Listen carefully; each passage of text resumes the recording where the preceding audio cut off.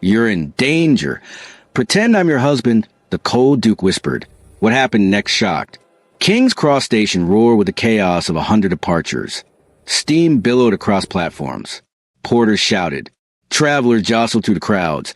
And Charlotte Hayes stood near Platform 7 with her worn carpet bag and her late husband's battered briefcase, waiting for the train that would carry her employer to Bath.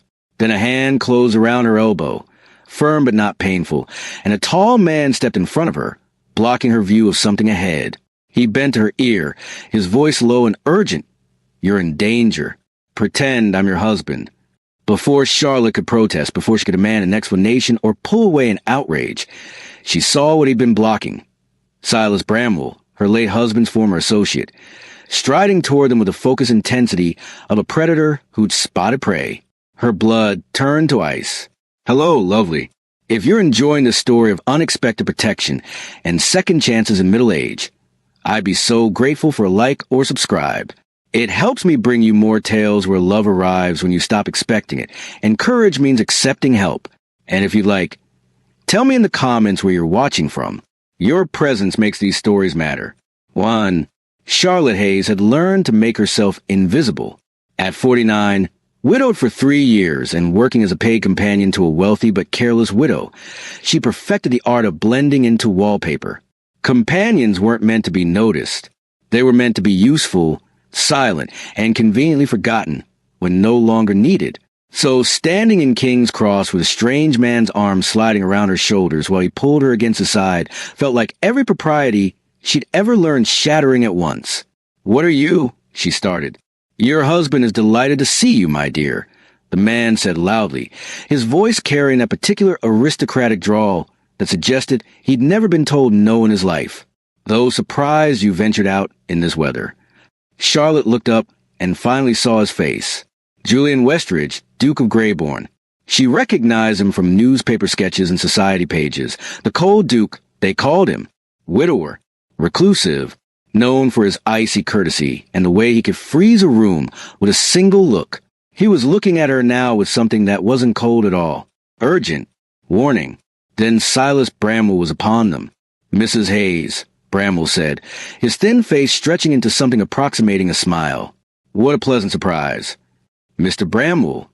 Charlotte's voice came out steadier than she felt. The man had been her husband's associate years ago, before Thomas had seen through his schemes and cut ties. Since Thomas's death, Bramwell had appeared periodically, always with hints about outstanding debts, always with a particular smile of a man who enjoyed having power over the powerless. I wasn't aware you'd remarried, Bramwell continued, his eyes sharp. The Duke's arm tightened slightly around Charlotte. Bramwell, always appearing where you're least wanted. Allow me to introduce my wife, Her Grace, the Duchess of Greybourne. Charlotte's mind spun. This was madness. But Bramwell's expression had shifted. Surprise, calculation, barely concealed fury. Whatever game he'd been playing, the Duke had just changed the rules. Your Grace, Bramwell said, the words like glass in his throat. My congratulations. Though I must say, Mrs. Hayes and I have unfinished business. A matter of a promissory note signed by her late husband.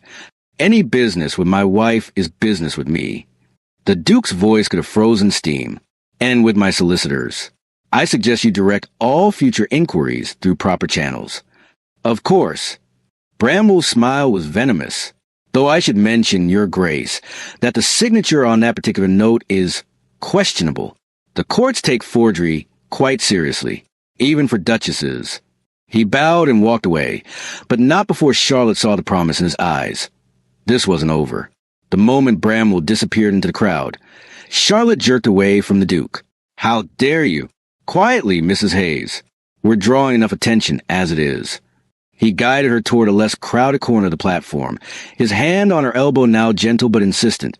I apologize for presumption, but Bramwell was about to corner you, and judging by your reaction to seeing him, I made an educated guess that you prefer my interference. You had no right. I had every right to prevent a woman being publicly accosted by a man I know to be a ruthless debt collector who preys on widows. His gray eyes met hers directly. Silas Bramwell destroyed 3 families last year alone. I recognize him, and I recognize the look on your face. I made a choice. Charlotte's anger deflated into something closer to exhaustion. You know him? Our paths have crossed in business. Unpleasantly. The Duke's expression was carefully neutral. I also knew your husband by reputation. Thomas Hayes, excellent solicitor, handled several cases against my father's interests. Honest man. I was sorry to hear of his passing. The unexpected kindness made Charlotte's throat tight. Thank you. The forgery he mentioned is real. The words came out flat. My husband was dying. Needed treatment we couldn't afford. I signed his name to a promissory note to secure funds. Fully intended to repay. Then Thomas died, and the debts multiplied, and Bramwell somehow acquired the note, and now... She stopped, realizing she was confessing crimes to a duke. Why am I telling you this? Because you're frightened, and because I might be able to help. I don't need charity. Good. I'm not offering it. I'm offering a bargain. He glanced toward the platform where Charlotte's employer was descending from a carriage, already looking around impatiently. Who is that woman? Mrs. Pemberton, my employer. I'm to be her companion. Ah! Something flickered across his face. You'll be living in her household? Starting today. Then you should know that companions make excellent scapegoats. When Mrs. Pemberton's jewelry goes missing, and it will, these things always do eventually, who do you think will be blamed? Charlotte felt cold. You're trying to frighten me. I'm trying to be practical. Bramwell will follow you. He'll use your vulnerable position, and you'll have no protection. The Duke pulled out a card. Graybourne House, Berkeley Square. If you change your mind about accepting help. He walked away before Charlotte could respond. She tried to put the encounter out of her mind. Try to focus on settling into Mrs. Pemberton's townhouse, on organizing the woman's correspondence, and managing her increasingly erratic social schedule. But that night, standing at her small window in the servants' wing, Charlotte saw a figure on the street below. Tall, thin, watching the house. Silas Bramwell. Her hands shook as she packed her carpet bag again, this time with everything that mattered. Her husband's old ledgers and papers. The few pieces of jewelry her mother had left her, the daguerreotype of her daughter, married and living in New York now. At midnight, she knocked on the door of Graybourne House in Berkeley Square. The butler who answered looked scandalized, but the Duke appeared within minutes, still dressed, as if he'd been expecting her. Mrs. Hayes. I accept your bargain, Charlotte said, lifting her chin. Whatever it is. 2. Graybourne House was silent in the way only truly wealthy homes could be. Thick carpets absorbing sound, high ceilings swallowing voices, generations of expensive quiet pressed into every surface. Charlotte followed the Duke through corridors lined with portraits of disapproving ancestors, feeling more out of place with each step. The butler, Graves, she'd heard him called, looked at her with a particular disdain servants reserved for those who'd risen above their station, or tried to. Graves. This is Her Grace, the Duchess of Graybourne, the Duke said calmly. Please have the Duchess's chambers prepared immediately. The butler's face went through several remarkable transformations before settling on rigidly neutral. Your Grace. Of course, Your Grace. The Duchess's chambers. Immediately, he disappeared, moving faster than Charlotte would have thought possible for a man of his dignity. You're enjoying this, Charlotte observed. Immensely. Graves hasn't been surprised by anything since 1847. It's good for him. The Duke led her to a study lined with books and warmed by a fire. Tea? I'd offer brandy, but neither of us is young enough to pretend alcohol solves problems. Despite everything, Charlotte felt a surprised laugh escape. Tea would be lovely. He poured from a pot that had been kept warm on the hearth. Apparently he'd been expecting company, or at least hoping for it. They sat on opposite sides of the fire, and Charlotte waited for the explanation she knew was coming. The pretense we began at the station will need to continue, the Duke said without preamble. For both our benefits. I don't see how. Bramwell will pursue you relentlessly unless you're protected by someone he cannot bully or threaten. A duchess is considerably harder to drag before magistrates than a penniless widow. He sipped his tea. In exchange, you'll accompany me to certain social functions. Help soften my reputation. The cold Duke could use a humanizing influence.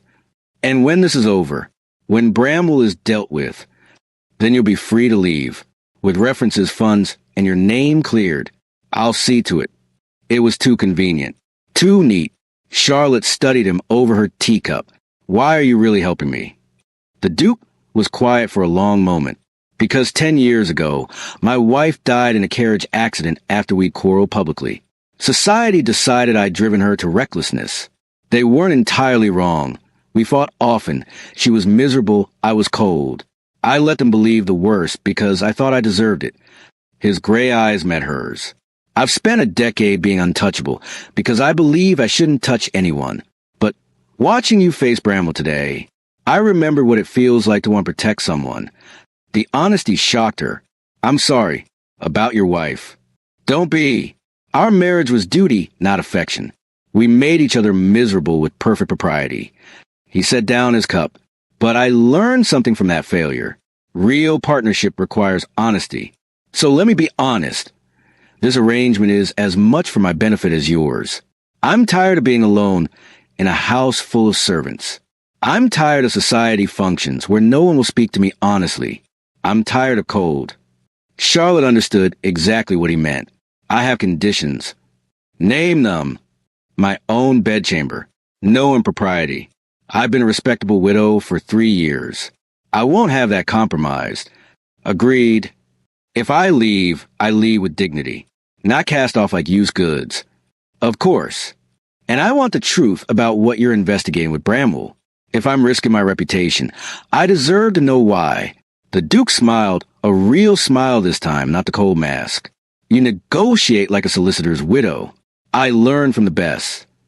They shook hands like business partners, which is exactly what they were. The next morning, Lady Honoria Trent descended on Greybourne House like an elegant storm. She was perhaps 65, the Duke's cousin, with sharp eyes that missed nothing and particular confidence, a woman who'd survived 3 husbands and emerged with both dignity and excellent investments. Charlotte was summoned to morning room, where Lady Honoria was taking tea with the Duke. So this is your Duchess, Lady Honoria said, studying Charlotte with interest. Not what I expected.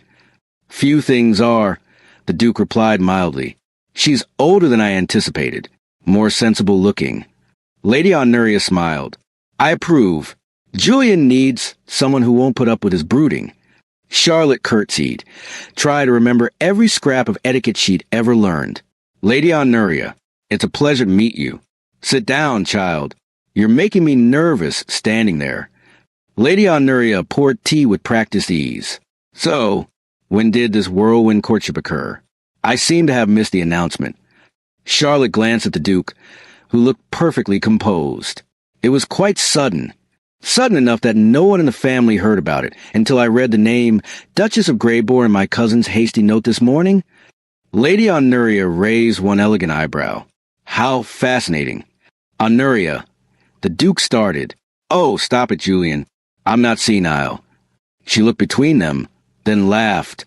You're pretending. What a delicious scandal. Who are you really, my dear?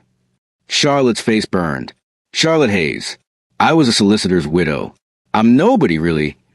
Nobody doesn't negotiate conditions with my cousin and emerge with her own bedchamber and dignity intact. Lady Honoria's expression softened. And nobody doesn't need protection from someone, or Julian wouldn't be playing this elaborate game. Silas Bramwell. The Duke sighed. How did you? I'm old, not dead. I hear things. Lady Honoria turned back to Charlotte. Bramwell's a snake. If Julian's protecting you from him, you're in real danger. So here's what we'll do. I'll help you play Duchess. I'll lend credibility to this charade.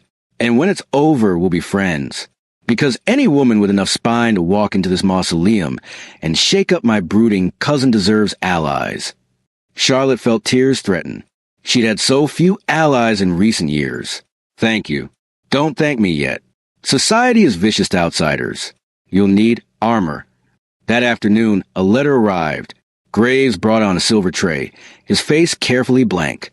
It was addressed to Mrs. Charlotte Hayes, care of Greybourne House.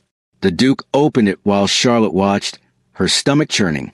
My dear Mrs. Hayes, how convenient that you found a protector. But titles don't erase crimes. The law cares not what you call yourself. I have the promissory note with your signature, Clearly not your late husband's hand. I have witnesses who will testify to the timeline. You have 1 week to meet with me privately, or I take this evidence before a magistrate. Prison is quite unpleasant for ladies of middle years, I'm told. Your servant, S. Bramwell. Charlotte's hands shook as she set down her teacup. He won't stop. No, he won't. The Duke's voice was grim. Which means we have 1 week to find evidence that will destroy him before he destroys you. And if we can't, Julian met her eyes. Then we prepare for battle. But Charlotte, you won't face it alone. That's a promise. For the first time in 3 years, Charlotte Hayes felt something she thought she'd lost forever. Hope. 3. The dinner at Hadley's Club was Charlotte's first test. She dressed in one of the gowns Lady Honoria had insisted on ordering. Deep plum silk that made her gray streak hair look distinguished rather than old. Her hands shook as her borrowed ladies made fast in the clasp of a necklace. You look beautiful, the Duke said when she descended the stairs. I looked terrified. That too, but mostly beautiful. He offered his arm. Ready to be a duchess? Absolutely not. Perfect. Neither am I ready to be a husband. We'll improvise together. Hadley's was all dark wood and cigar smoke and portraits of stern men in military dress. The Duke hadn't brought a woman here in over a decade. Every eye turned when they entered. Charlotte felt the weight of judgment like a physical thing.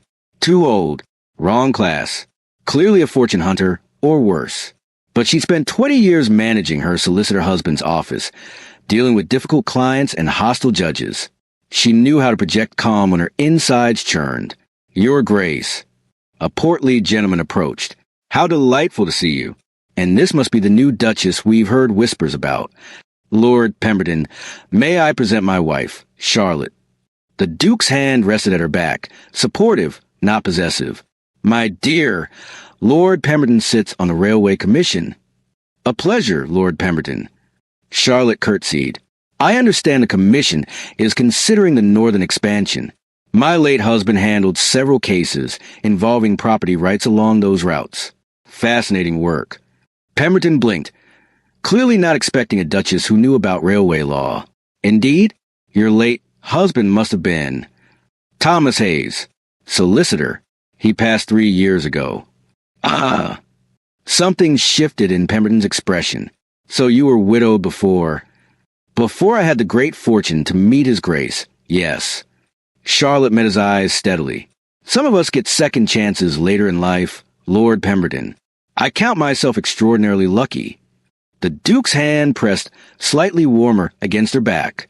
Pride, perhaps, or gratitude that she'd navigated the question of her past so deftly. At dinner, seated among 8 men and 2 other women, Charlotte found herself spinning an impromptu story about their courtship. We met at the British Museum, she said, improvising wildly. I was examining a particular manuscript. His Grace corrected my translation of the Latin. I was insufferably pompous about it, the Duke added, catching her thread. You were. I told you Cicero would have despised your arrogance. And I fell in love immediately. The table laughed. Charlotte felt heat rise in her cheeks, but she couldn't help smiling. This was absurd, and somehow wonderful. Later, one of the men mentioned honeymoons. The Duke claimed they'd gone to Bath. Actually, Charlotte corrected gently, we never made to Bath. The carriage axle broke on the 3rd day. We spent 2 nights in a dreadful inn with paper-thin walls and indescribable food. It was terrible, the Duke agreed. Best 2 days of my life. Their eyes met, and Charlotte felt something shift. They were pretending, but it felt dangerously close to real. Back at Greybourne House, they sat in a study over cocoa. Charlotte's suggestion met with a Duke's surprise agreement. You were magnificent tonight, he said. I was terrified. The 2 aren't mutually exclusive. He stirred his cocoa absently. Charlotte, may I ask you something? Of course. Why did you really sign your husband's name? Not the practical reason, the emotional one. Charlotte was quiet for a long moment. Because he was dying, I couldn't save him. But I could try to make him comfortable. Give him good doctors, proper medicine, a bit more time. Her voice cracked. I knew it was wrong. Did it anyway. Loved him too much not to. That's not criminal. That's human. The law doesn't care about human. Then we'll make it care. The Duke set down his cup. Charlotte, you said at the station that you're nobody. You're not. You're one of the bravest women I've ever met. You barely know me. I know enough. The air between them felt charged, dangerous. Charlotte stood quickly. I should retire. It's late. Of course. But he caught her hand as she passed. Thank you. For tonight. For... He seemed to search for words. For making this house feel less like a tomb. Charlotte squeezed his hand once, then fled before she could do something foolish, like fall for a man who was only pretending to be her husband. The next morning, Silas Bramwell came calling. Charlotte was in the morning room when Graves announced him with barely concealed disdain. The Duke was out on business, and Bramwell had clearly timed his visit accordingly. Mrs. Hayes. Bramwell stood in the doorway, his smile poisonous. Or should I say, Your Grace? Though we both know that's a temporary fiction. Mr. Bramwell, I don't recall inviting you. I have information you'll want to hear. Privately. He glanced at Graves, who hadn't moved. Unless you prefer the servants hear about your criminal past? Graves' expression didn't change, but Charlotte saw his fingers tighten on the door handle. Loyal to his Duke. Probably itching to throw Bramwell into the street. Leave us, Graves, but stay within call. Your Grace. Graves withdrew with obvious reluctance. Bramwell circled the room like a predator. Charming setup, but it won't last. The Duke will tire of playing protector. Men like him always do. Is there a point to this visit? The point, my dear Charlotte, is that I have evidence. Not just of the forgery, though that alone would see you imprisoned, but evidence that this marriage is a sham. Bigamy is quite serious. Almost as serious as fraud. We're not committing bigamy? No, because there's no actual marriage. Just two people playing house while you hide from justice. He leaned closer. Here's my offer. Confess to the forgery. Take your punishment quietly. And I'll keep silent about your arrangement with the Duke. Otherwise, I'll expose you both. The scandal will destroy what's left of his reputation, and you'll hang for your crimes anyway. Charlotte's blood pounded in her ears. Get out. You have 3 days. Bramwell smiled. Choose wisely. After he left, Charlotte sat very still. Tried to breathe normally. She'd made everything worse. Her attempt to escape danger had only dragged the Duke down with her. That night, she told Julian everything. They sat in his study. Their study, really, since she'd started spending evenings there working on his correspondence, and she confessed her terror that Bramwell would destroy them both. Let him try, Julian said quietly. You don't understand what prison is like for women, and you don't understand what I'm willing to risk to protect you. He moved to kneel beside her chair, his gray eyes intent. Charlotte, I need to tell you something. About my wife. About why I'm so cold. She waited, hardly breathing. Margaret and I married young. Duty match. We were strangers who learned to tolerate each other. But she wanted passion, romance, things I didn't know how to give. The night she died, we quarreled publicly. She drove off angry, took the reins herself, and the carriage overturned. His voice was raw. I've spent 10 years believing I killed her through coldness, that I didn't deserve warmth or connection. Julian, you asked why I'm really helping you. It's because for the first time in a decade, I feel alive. You argue with me. You correct my Latin. You reorganize my entire study, and I don't even care, because it makes sense your way. He took her hand. I'm not pretending anymore, Charlotte. Maybe I never was. Charlotte felt tears slip down her cheeks. This is madness.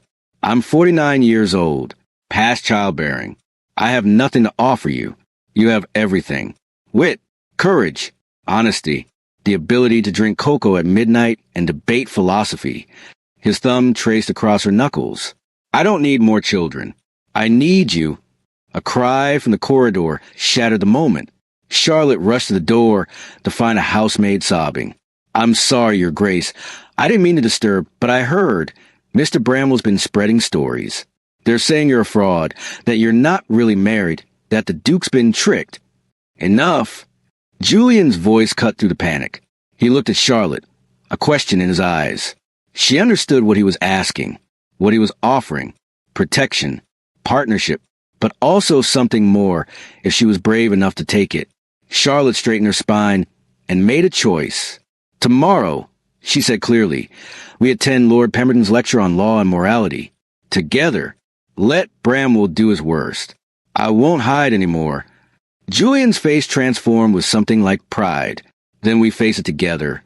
And for the first time since Thomas died, Charlotte Hayes felt like she was exactly where she belonged. For the lecture hall was packed with London's legal and social elite, magistrates, journalists, society matrons hungry for scandal.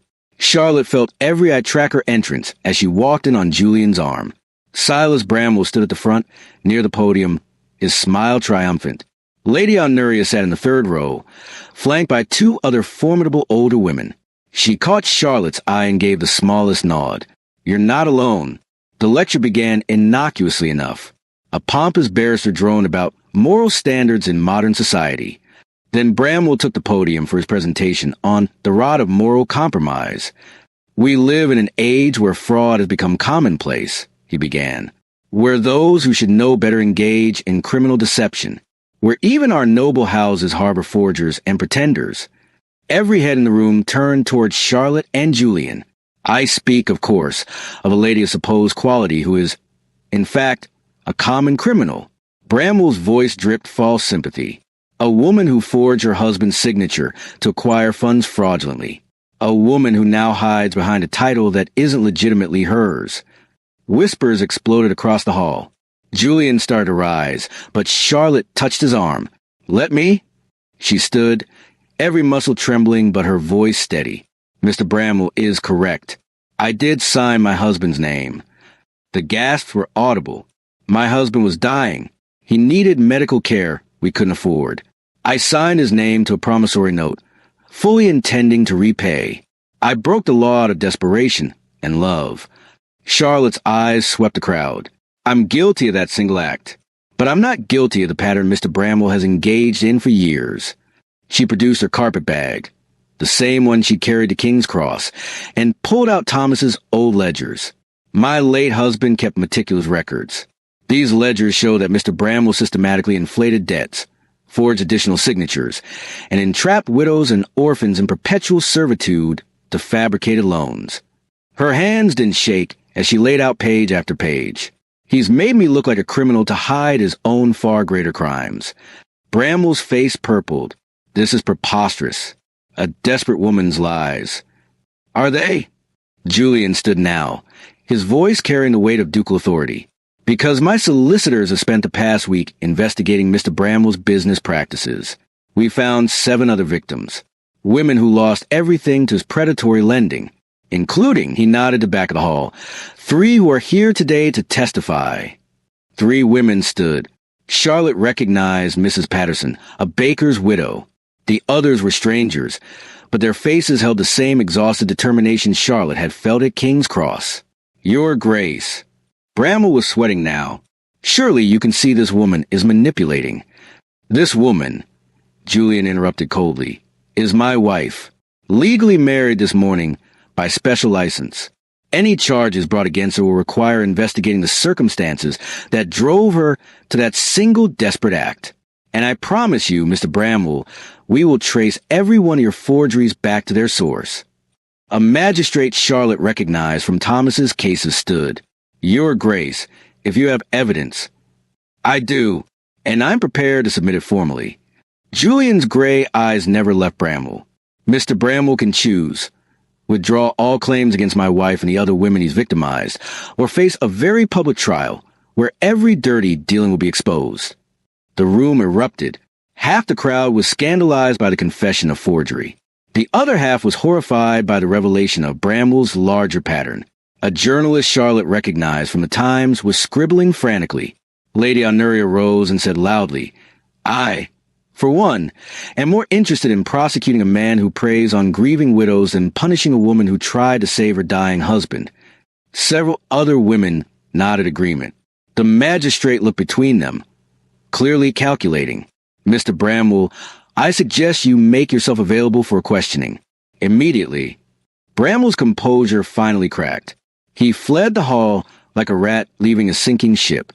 In the carriage afterward, Charlotte sat in stunned silence. "You married me," she said finally. "This morning. You actually married me." "I did." Julian wouldn't look at her. "I apologize for not asking first, but I needed to protect you permanently, and I couldn't bear the thought of you leaving once this was over. You should have asked. I know. You should have given me a choice. I know." Charlotte was quiet for a long moment. Then, "I would have said yes." His head snapped toward her. "What?" "If you'd asked properly. If you told me you wanted a real marriage instead of just protection." She took his hand. "I would have said yes, Julian, because somewhere between King's Cross and Cocoa at midnight, I fell in love with you." "Charlotte, but I'm furious you didn't give me the chance to choose you back." "I'm sorry. You should be—" She squeezed his fingers.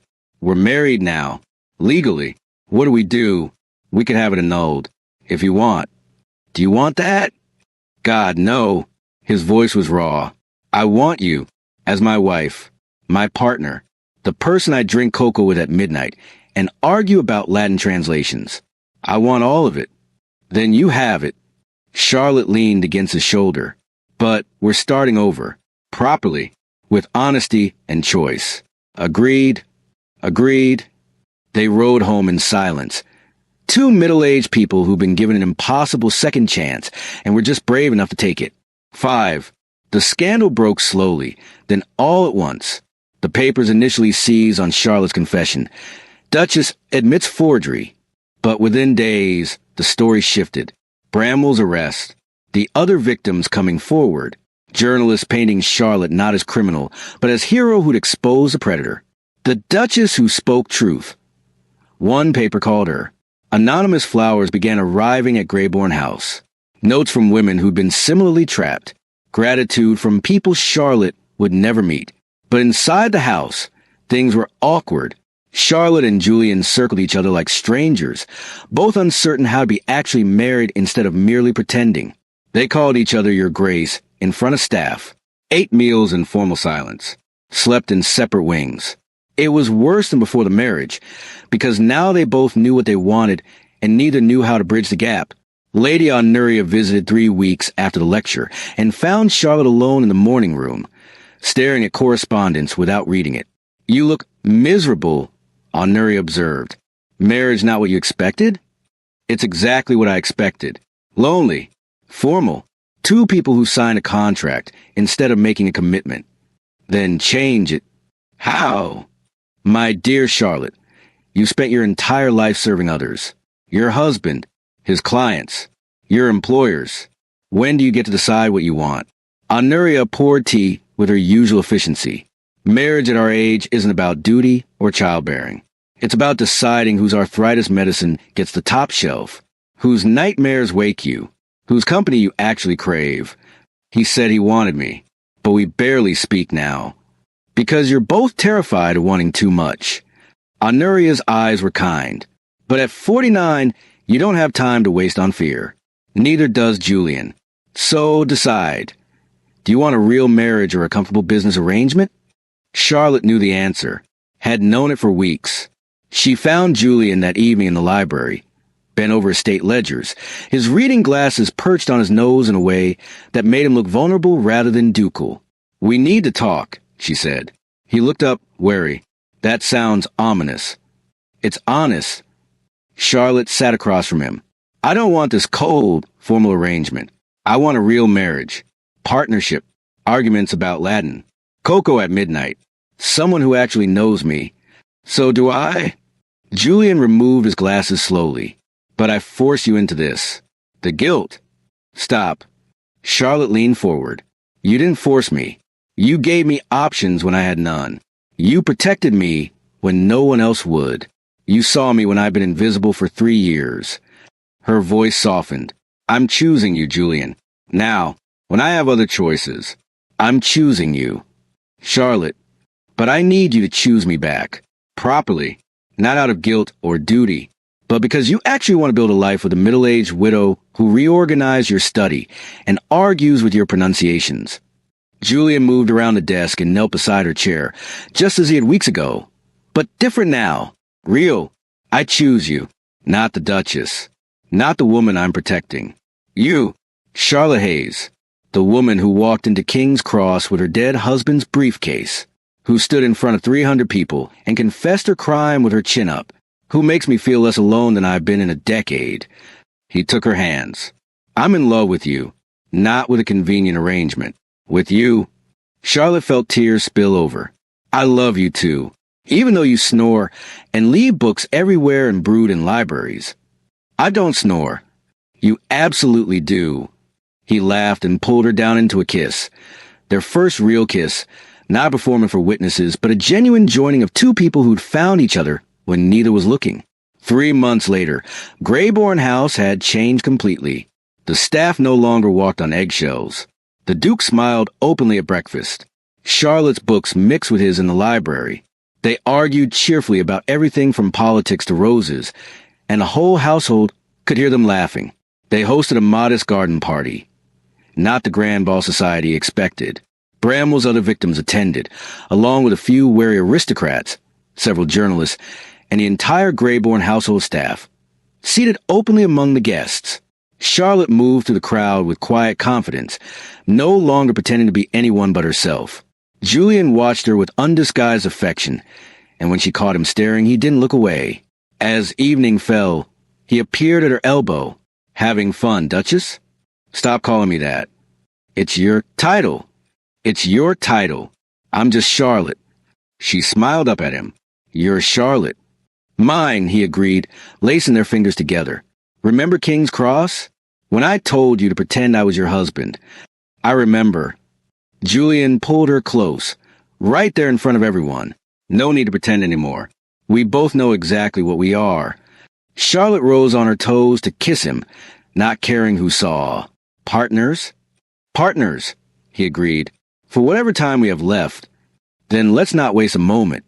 They walked back toward the house together as twilight deepened into night.